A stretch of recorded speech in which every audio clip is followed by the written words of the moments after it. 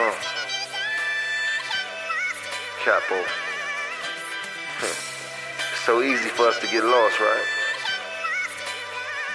Lost in love. I'm a grown man, I can tell you the truth.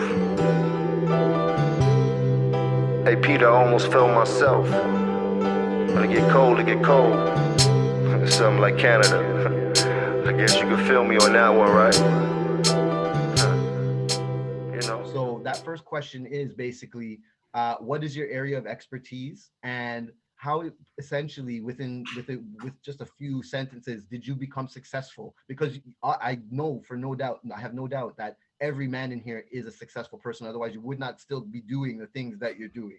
All right. So I know everybody's been doing a good job at it. So maybe you can give us a little bit of an idea of some of the things that you've been doing to help you be successful within your area of expertise. So we'll start right off the bat with my dude Ryan. How you feeling? You good? Hey man, fantastic. Thank you for Right. letting me participate in this. Yeah, So for myself, my area of expertise, I guess, primarily is content creation. I run an Instagram account called Eat Famous. It has just over 250,000 followers. So one of the biggest food focus accounts in the country for sure, and even just like in kind of that field.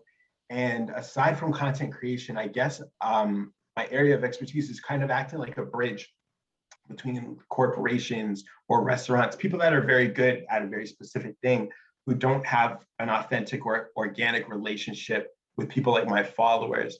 So I feel like, trust has changed in the business world. We used to look to like big companies and marketing to tell us what to do, what was cool, what to buy, how to consume things. And now we look at our peer groups or people that we may follow, or people that we trust, people that we feel more of a connection. And I feel like people see certain brands away, and my job is kind of to walk them over to real people. And in terms of being successful at it, I guess there's a lot of markers of success for myself. A big thing for me was when I was able to transition from my 9 to 5. I worked for a large, very well-known corporation for over 15 years, and you get wrapped into security and routine and consistency and what might feel like security, although there's no such thing as security really anywhere. But when I was able to kind of walk away and stand on my own too, and let what I'm doing kind of take care of myself and my family, and not have any worries about it, that was a big measure of success. But I mean, there's so many ways to do it. But I mean, the fact that I'm here, I know just about everybody on this panel, and if I don't know them personally, I know what they do. So obviously, for me to be able to speak amongst these type of people, I must be doing something right. So I'd say that's my answer. yeah, man. Yeah, man. Big up, big up. Incredible work that you're doing. Incredible work. And like you said, there are full-blown celebrities that don't have the following that you have. So again, like you said, you must be doing something right. You know what I'm saying? So again, congratulations to you for blowing it up and being able to make that transition from 9 to 5 to the thing that you love. You know what I mean? That is the part that fills me with the most joy. So big up to you on doing that. Appreciate you. Next up, let's talk to Danny a little bit. Danny, where are you coming from, my guy? Y'all hear me? Yes, sir. What's good, everybody? Coach Stone is in the building. Yeah.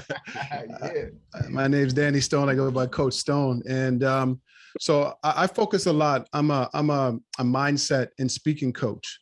I've done lots of coaching, career coaching, business coaching, life coaching over the years. But my real focus is on business owners and entrepreneurs, because we're the people that change the world. And so I'm really focusing on mindset, but I'm focusing on communication as well, and helping people to really craft their stories and their messages so that you got clients running to you and you don't have to chase after them. So I've been focusing on that for the last 7 years. And, I'm kind of like Ryan. I come from the corporate world. I used to lead organizational training and development for large organizations, one of the biggest colleges in Canada. And same thing, I was there for a while, 6-7 years, and then moved into the corporate world, working in the finance area. And I just realized, I just saw a lot of sick leave and stress leave, and the same conversations every day. right? One day I'm going to get out of here, or complaining about our boss or complaining about the organization. And I just started asking myself this one question. You know, I was listening to all these discussions and even participating. And I was like, one day I'm just like, what am I going to do to change my situation? And that was the one question that I started asking myself, and stopped worrying about all the things that I couldn't do, and made the decision that I can do something. And at that time, I started a little side hustle, a little consulting company. I was doing consulting with big companies, coaching, training, and development. And then dropped a book at the same time on Amazon. Left secretly, nobody knew. On my very last day, I told everybody I'm out. And that's when I transitioned into the consulting, coaching, and speaking world. That was about 8 years ago. And ever since then, just been honored and blessed to speak on international stages, to work with amazing clients, to really help people see something different and do something different. That's dope. That's dope. And were there some things that you felt like that were helping you be successful at doing that? Were there things that allowed you to kind of first decide to make that move and continue it?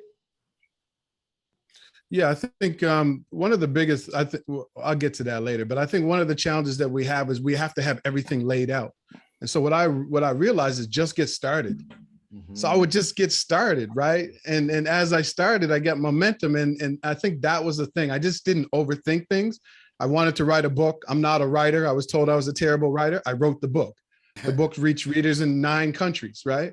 Okay. I was blessed to be a part of another book with 9 other Black men called New Me, which is in prisons, changing the world. So everything was just about getting started and not overthinking it. Right. And so I did that with the books. I did that with the coaching, the speaking, and just get started. And then the other thing was I started surrounding myself with very powerful, positive people. Mm-hmm. It's not about how, it's about who. Okay. And once you realize the who, everything changed. Okay. All my goals got bigger. Everything that I started to achieve bigger, I started getting in front of bigger audiences because of the who I was around. So because of those individuals and because of my own drive, I started to see some success. People started coming back, you know, saying things that I said might have impacted their life in some way.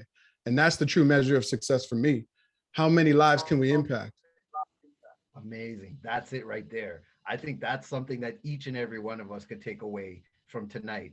Just right in the first beginning, the first minutes of a discussion, there's already a gem that's the true measure of success. I think for each and every one of us, how many people's lives can we impact with what it is that we're doing? You know what I'm saying? That's super important. And the other thing, like you said, like when I was joining your live the other day, and you mentioned just start where you are. You know what I mean? You got to start from somewhere. So start from where you are. Don't be like, I need this and this has to happen and I got to be able to do this and I can't do it if I don't have this. And how can I start if I don't? No, just start. And whatever happens, you'll figure it out along the way. You know what I mean? Ups and downs, hills and valleys along the way, whatever it is, that just start from where you are. And that really struck home for me. You know what I'm saying? Yeah. Like, because I feel like a lot of like the height and chef thing, we could have been like, we don't know what's going to happen. It's not legal, blah, blah, blah, blah, blah, blah, blah, blah. We just started it, man. And and look, here we are now almost 5 years later. You know what I'm saying? And getting, and like you said too, surrounding yourself with amazing, incredible, important people, which is what I'm trying to do tonight. If they come to get you, you're doing a good job. Yep. You're big up. That's it. True. All right. So yes, so that's my dude, Danny. All right. So let's move on to Mawuli. Mawuli, talk to us a little bit, my guy. What are the things that you do and how are you so damn good? I don't do nothing. So I do nothing. Lies. I lie, I tell. Anyway, good to be with everybody tonight. I'm the vice president for the Ontario Black History Society, and I run my own company called Iconic Media Group, where I do publicity and marketing, and have really had the opportunity to work with some great people ever since I was 13. Started to freelance write, and just knew that my life, I wanted a life that was a little bigger, a little grander. I wanted a world that, you know, was with influential people. So I decided to work with them. So Oprah Winfrey, Timothy Snell, Jay Hunter, a series of others most recently. who I've worked with. And I just decided to start a company, especially during the COVID time. Like, let me start something that would have impact and that would bring together my skill sets from a culmination of things that I've done. So community work, PR, freelance writing, interviewing people, that kind of thing, and make it work together. So I definitely like what Coach said, the idea of just start from where you are. And I just started from where I was and just put everything together. And it's been good and still continually, it's, you know, it's one of those things that you work towards doing every day. And this conversation feels like a reunion because Alfred and Ryan and Troy, you know, we all went to school together. So, you know, at some point we all intersect, and that's all I'll say for now. Yeah, man. And it's amazing. And it's amazing. I love seeing how many connections there are and how strong we can be with these connections. Like this web that can hold up a building. Like, you know what I'm saying? There's a lot of fucking strong links in here. And I'm glad to have them all together. And I think there's a way that each of us can benefit from one another for sure. And I'm glad that you took that same mentality of just starting where you are and beginning your own thing and moving it forward. And that's all it takes. You know what I mean? To have that traction, that fortitude to keep pushing forward, even though sometimes there might be things telling you this won't work and this won't work and that won't work. Yeah. Just find the drive within yourself. I'm glad you have it. I mean, I know you're a passionate dude, so I know that passion drives you. You know what I'm saying? Sure. So big up to that. Big up to that. Thank That's the dude Mawuli. Next up, let's talk to my homeboy Shomar. Shomar, tell us a little bit about yourself and how you are successful at what you do. How you doing? How you doing? Happy to be here, surrounded by so many successful Black men, man. It's amazing. So me, like you said, I'm a master electrician. I've been doing this like 17 years now, right? And I just knew from a very young age, like, I didn't want to work for anybody. And I always had a problem with authority, right? So that was always my problem. But I think probably when I was 15, 16 years old, you know, they have that co-op or take your kids to work day. Mm-hmm. I went with my mom to work, and at that time she worked at Bell Canada, probably for like 10 years, little cubicle job. Went with her that one day. After that, I knew like I could never do that, be stuck in a cubicle, be on a 9 to 5, just doing what everybody else wanted you to do, right? It wasn't for me. Mm-hmm. I got into the trades and I loved doing electrical from young, right? And from that, I just stuck with it, and I knew that I just had to be my own boss. I did whatever I had to do, grind out, learn from the other people that have been in the trade a long time, real experts, and took what I needed to go and just ran with it. And there's a lot of guys that even that when I was coming up, they were my foremen, older guys, probably 40, 50 years old. And they trained me, taught me a lot. And in a way, I kind of surpassed them because I started my company, got my master's, and a lot of them now still don't have they're working licensed electricians, but still don't have their masters. So, I mean, they're still doing their thing, but they haven't. And some people might not have the ambition to start their own company. They're comfortable working for somebody else. But for me, I knew that wasn't for me. Right. And yeah, I mean, that's the thing that I love to see. And that's the kind of perspective that I'm hoping that you come with tonight as well. Coming with that kind of entrepreneurial background, because you have, again, you do the master electrician work for the union, you have your own company, plus you also have IRE Meds. Yeah. So I know you got a lot of things juggling all at once. And the fact that each one of them is successful, plus your family, plus your two family. Yeah. Try to get into the mentorship too, mentor people, you know. Yeah, that's incredible. A lot of positive energy and vibes. I always try to uplift people in good ways. Because like you said, impacting people and how many lives can we change? It obviously it does a lot, right? And like you said, even with IRE Meds, and I know I help a lot of people's lives with that, and that for me is what it means a lot. As far as electrical, yes, I do my work to the best of my ability. I take pride in my work. I could do someone's house, whatever, lights, a store, and you walk away, but you only get so much appreciation, right? Yeah, exactly. And do you feel that there's something that you could kind of pinpoint to say that this is what's really helped me be successful at doing not just necessarily the electrician work, or just having your businesses be successful? Or is there something that you find that helps you? I would just say like the need of the want to succeed, right? Just to be successful, like just that drive, right? Just to see your things that go get attitude. You just don't want to stop for nothing. Right. Right. And you know what I mean? That's a hard thing to learn. Like they say, some things you can't learn. You have to be born with it. And something like that, to have a drive to succeed and just the ambition to do better and do more, that's not something everybody can learn. You can kind Mhm. of force it, you can pretend, but to just have that in you, that's where it really comes from. So I'm glad Discipline. to see that. I know that's in you. I know that's in you. That's when it comes to discipline. At the end of the day, it's what it comes down to, right? Discipline. True. Okay. See, You say, that's an I'm excellent not gonna point. go out this weekend with the friends. I'm gonna stay and do this, but I gotta read this book. I'm gonna finish it, and I'm not gonna watch Netflix. It's whatever it is, right? Just gotta have the discipline. Put your mind to it and just focus. That's it right there. And I'm so, you were the perfect person to come up with that, because you're probably like, I love you to death, but you're one of the more serious people that I know. So I know that discipline is real. Like, you know what I'm saying? It's cool to have hopes and dreams, and you need to have those, but you have to frame it within a world of discipline, because otherwise you're not going to try and do the things or get the places that you need to go without taking those hard steps. You know Definitely, what I'm saying? definitely. So big up to that. Big up to that. That's something definitely I think all of us can aspire for. Yes. So that's my dude Shamar. Next up, we have my guy Kevin. Kevin, talk to us a little bit about the world that you live in, bro, and tell us what are some of the things that are helping you be successful in that world.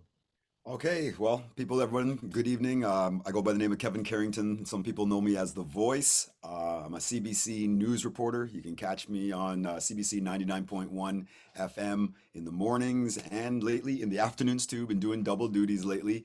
I've been hosting a lot of events around the city, a lot of which has been virtual, but as of late, we're starting to get back out into actual in-person events. Most recently, Carnival.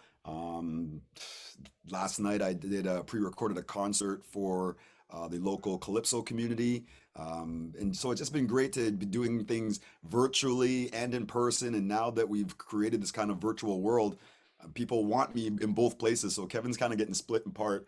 In addition to that, I teach my own cardio classes. I'm really big on cardio and health and wellness. I teach a class called Reggae Size. A lot of you might have heard of it.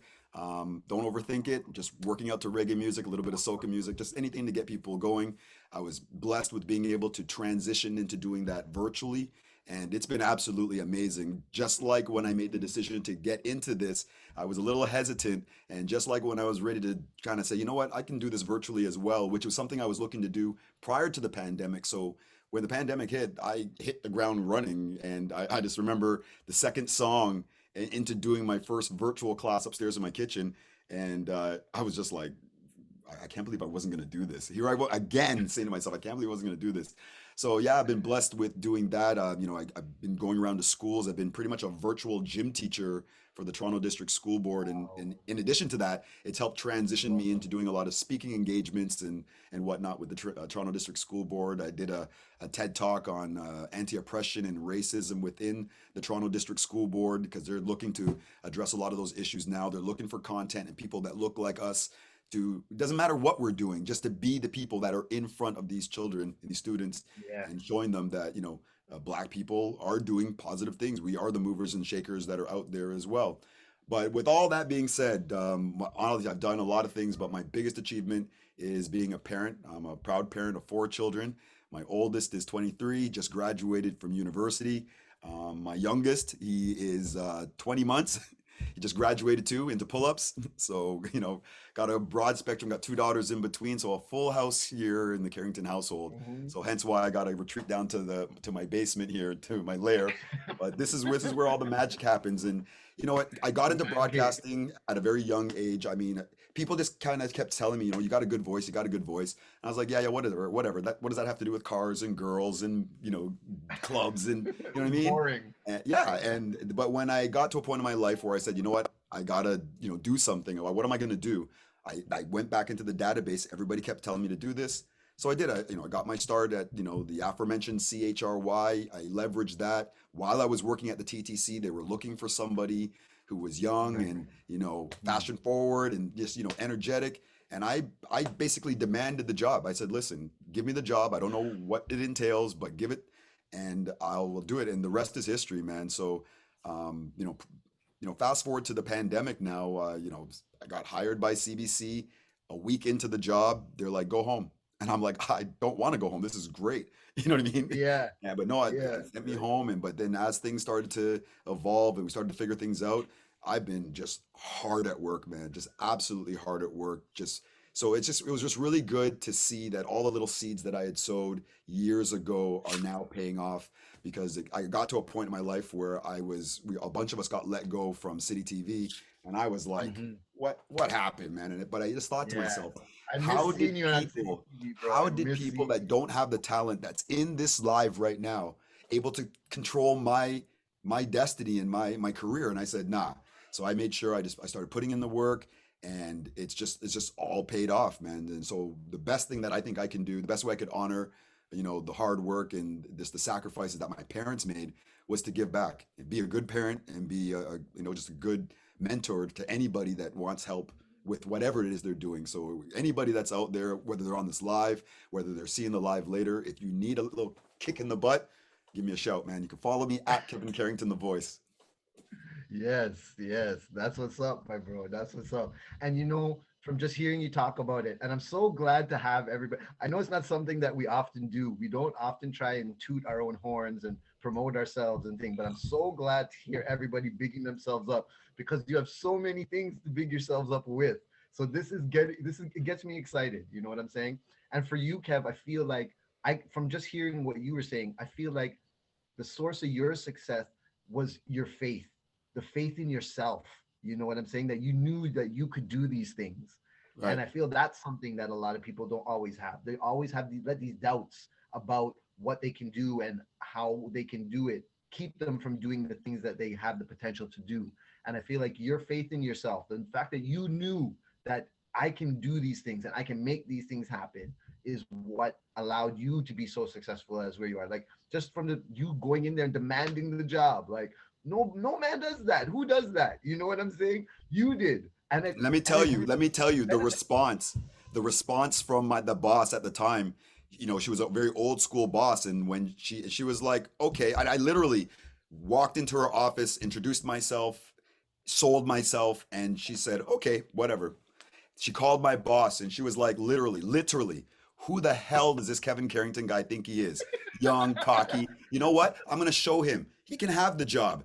And that was the mistake they made. And I ended up being the right. face and And the now you're voice of the what? TTC. So That's it right. just goes to show you, man. That's right. Crazy, Amazing. crazy. Amazing. Amazing. All right. Well, that's my dude Kevin right there. Thank you, my bro. Kevin came a long way from being a hallway monitor. I'm telling you, That tell was them, like man. telling people to move out the hallway. Tell them, Corwin. Tell them, man.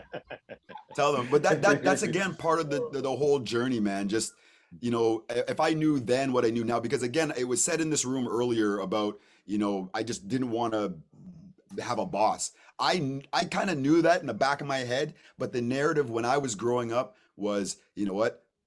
Finish school, finish university, get a good job, just follow the status quo. No one ever uttered the words to me, you could have your own business, you could start your own business. And if anybody had ever whispered that in my ear back when I was in high school, I don't know. I would own Zoom right now. I don't know. It would be a different scenario. But again, you live and you learn, and that's one of the things I would love to pass along to the younger generation or anybody that's on the come up right now is just do you, man. Don't let other people tell you what you can and cannot do. Believe in yourself, and like I said, just do it. Don't be afraid of your own success. Period. Exactly. Exactly. Amazing. Amazing words. Amazing words. Next up, we have my guy, Troy, in the building. My guy, I'm excited to hear what you got to say about this right now. I just love hearing about the things you're doing, because it's right in my field. Like, I'm a theater kid, you know what I'm saying? So I get and I love watching you do the theater. Like, so please talk to us a little bit about your world. Oh man, thank you once again for having me. So man, like some of the gentlemen on the call, man, I found I want to say my calling, my purpose, like later on in life, you know what I mean? After college, high school, I was doing some modeling and all this kind of stuff. And then like, I literally fell into acting, traveling up to Malvern to be a part of a modeling gig, and then it ended up turning into like, hey, we want to give you a role in this play. You know what I'm saying? One of the mans them, they dropped out, so Wow. you know, that's how I got started, man. This guy believed in me, and then I became this comedic kind of, you know, sideshow character actor, and then I just turned into like lead roles. You know what I mean? So I started like doing lead roles and stuff like that, and then man, like things just started happening. And then, you know, fast forward years later, I was doing the R&B music still, writing and stuff like that. And then I moved to, I quit my job, moved to New York, had a group, you know, and like, you know, Def Jam was interested at the time and stuff like that. And it didn't work out, came back home. Then I moved again to Atlanta, you know, that's where I signed my deal with Sony and Disturbing the Peace. And then, man, I was just doing these things. And then I came back home again after my daughter. And then I was doing a lot of plays at the time, you know what I mean? And I'm like, yo, I found that a lot of people weren't able to finance their dreams. So I always got stuck in like waiting, like, yo, when's the next play gonna be? Or, you know what I mean? When's the next thing gonna be? So then that's when after I'm like, yo, after I went on tour with Darren Anthony, I came back and I was like, yo, I'm gonna start writing my own, you know what I mean? Because like, I want to have the ability to not wait on others, and I also want to create jobs and opportunities for others. You know what I mean? There's a lot of starving actors out here who needed a chance, who want the gig, who want to be on stage and just want to, you know, chase their dreams and purpose and passion. And, you know, as much as I admired all the other directors before me, and I still do, I said to myself, I'm like, man, like, I want to be the one to also create that avenue and platform for other artists. You know what I mean? So that's where, you know, I became, quote unquote, people calling me the Tyler Perry of Toronto. You know what I'm saying? Starting to like build my brand, and you know, starting to like, that's what's up. you know, doing the stage plays and everything like that. And then we started, and then boom, you know what I mean? Added four powerful women to my team, Black women as well too, as part owners. And you know, now we're just taking things to the next level, going into film, and you know, music videos and shooting stuff for Sony, and also I've also just been a connector my whole life as well too. Like, you know, I love connecting the dots with people. So, you know, I'm just that type of person. I've always had like a lot of like powerful mentors and positions. So it's like, you know, it's selfish of me to have like these kind of people in my circle, like, you know, vice presidents or presidents of this and that company, and not being able to try to like put the right people in the room with them. So that's when I started managing some artists as well too. You know what I mean? So there were a lot of hats. You know what I mean? This definitely this journey, and I can't remember, but somebody told me one time, you know what I mean? Or no, actually listening to I don't know, it was YouTube or something, but he said like, yo, you don't have the luxury of doing one thing. You know what I'm saying? Like, we don't have the luxury of doing that, especially as Black men and stuff like that in the creative arts. You know what I mean? We have to like spread our wings and plant seeds different places, because you never know which one's gonna grow. So matching my passions with my faith and family has like gotten me to this point. And like some days I think, I'm like, damn, like I can't even believe I've gotten this far. You know what I'm saying? As a whatever young kid in high school, yo, can you believe it though, man? High school was like such a thing for me. And then like to have like songs on the radio, and then like, you know, hearing on later, like, yo, you know what guys are hating on you? Because I wasn't like the freestyle guy in the circle, you know what I mean? I wasn't that rapper guy. I just knew how to make songs and how to market, you know what I mean? And it's just like now, shoot, Cardi B don't have to lift a pen. You know what I'm saying? She knows how to market herself. And of course, like guys like Reggie, you know, they know about marketing. But like just having your brand, showing up on time, and being humble and hungry, those are the only things that people really need, and having faith in yourself and really believing in yourself, you know? So yeah, so now I have my company, Crossfield Productions, and my other marketing companies as well too. So yeah, man, that's who I am and how I've gotten to where I be, the short story of it. The short story, yeah, that's amazing. Yeah. It's an amazing, and I'm so happy and I'm so excited that these things are rolling out for you.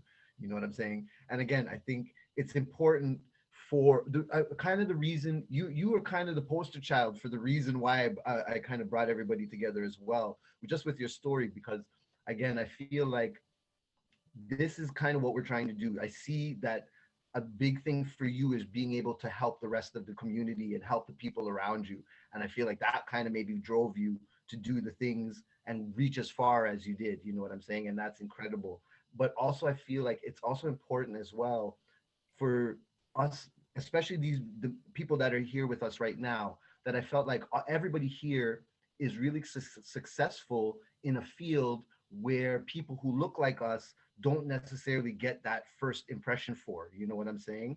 Every person here is not expected to be a production house or a theater actor or film actor, broadcast journalist, master electrician, life coach, author. Like, you don't necessarily think of that, and it's sad, but it's true. So I'm really glad to see the amazing things that you're doing out there and really putting those faces out there, because a lot of people look to media and look to entertainment more so than they do at the news sometimes. You know what I'm saying? So to have those faces and those stories being told in that arena is very. Scotch in the bitch, you can call me that though shacky nigga. Flip a teeth on the wrist, long arms, and this water I'm a will. Move a bird like Purdue, pitching the third grade. Bang hard, niggas see stars.